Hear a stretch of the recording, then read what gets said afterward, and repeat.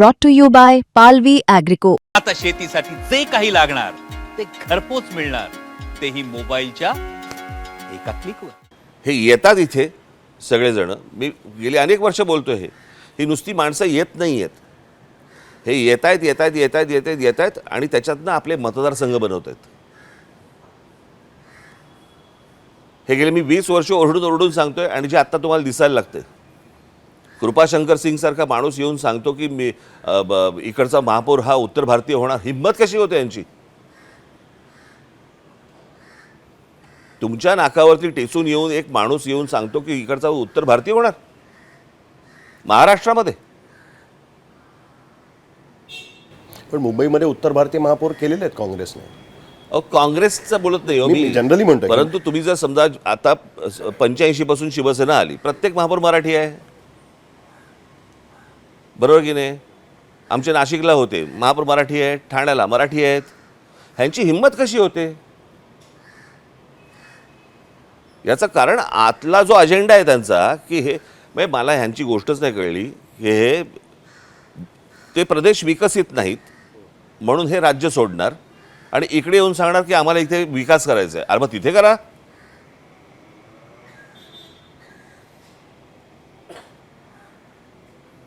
हे दुसरे कोणालाही विचारणार नाहीत. मी हा विषय मी अनेकदा मांडलेला आहे की आपण प्रत्येक जर समजा पंतप्रधान पाहिला, Pandit Jawaharlal Nehru constituency Uttar Pradesh, Indira Gandhi Uttar Pradesh, Lal Bahadur Shastri Uttar Pradesh, VP Singh Uttar Pradesh, Rajiv Gandhi Uttar Pradesh, Atal Bihari Vajpayee Uttar Pradesh, Sonia Gandhi Uttar Pradesh, VP Singh झालं ना, VP सिंग झालं उत्तर प्रदेश. त्याच्यानंतर मला असं वाटतं राहुल गांधी उत्तर प्रदेश आणि शेवटी नरेंद्र मोदी पण उत्तर प्रदेश.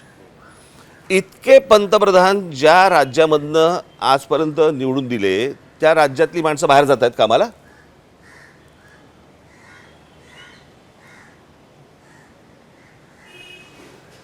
तो प्रदेश फक्त पंतप्रधान निवडून देण्यासाठीच आहे आणि बाकीच्या राज्यांनी ह्यांची ओझी व्हायची.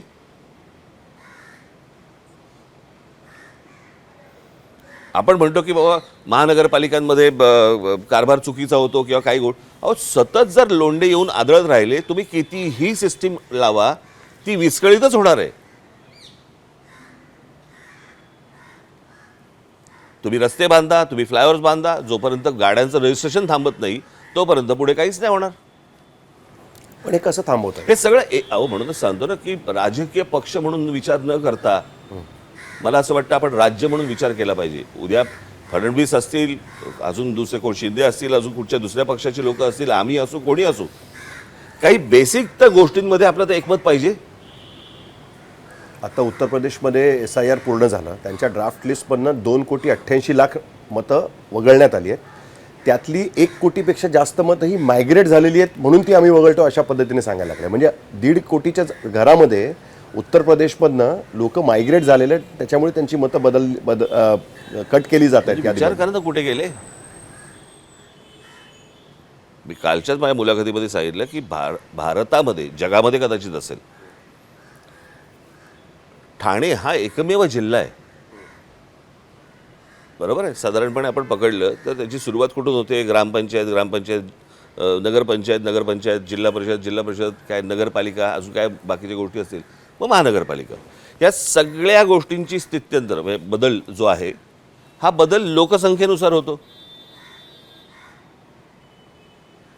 महानगरपालिकेचा स्टेटस जर समजा तुम्हाला द्यायचा असेल तर तो एका लोकसंख्येचा तुम्हाला क्रॉस करायला लागते, तेव्हा महानगरपालिका येते.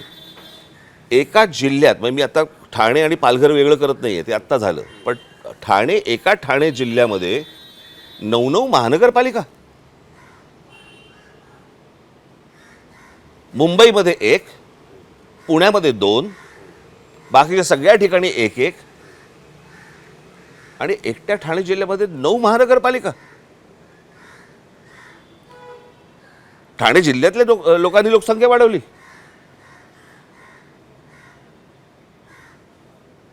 पण हे इंडस्ट्रियलायझेशनमुळे झालंय, महाराष्ट्राच्या प्रगतीमुळे झालंय. मग पुण्यात व्हायला महाराष्ट्राची स्ट्रेंथ आहे. पुण्यात पण व्हायला पाहिजे होतं. सर्वात जास्ती जर इंडस्ट्री आपण बघितली तर ही पुणे जिल्ह्यामध्ये गेली, रायगड जिल्ह्यामध्ये गेली. तिथे का नाही महानगरपालिका वाढल्या? कुठेतरी एक डेलिबरेट अटेम्प्ट होतोय ह्याचं जरा आपण कुठेतरी भान ठेवणार आहोत की नाही ठेवणार आहोत?